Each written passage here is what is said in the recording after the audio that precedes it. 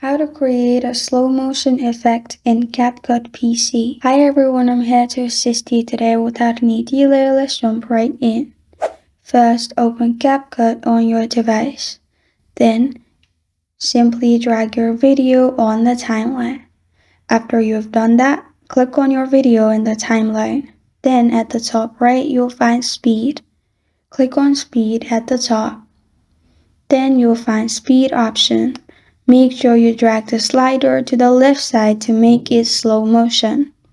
After you've done that, your video will be in slow motion. And this is how to create a slow motion effect in CapCut PC. Thank you for joining me today. If this video helps you out, please leave a like and subscribe for more. Got a question or want to suggest a topic? Comment below. Thank you for watching.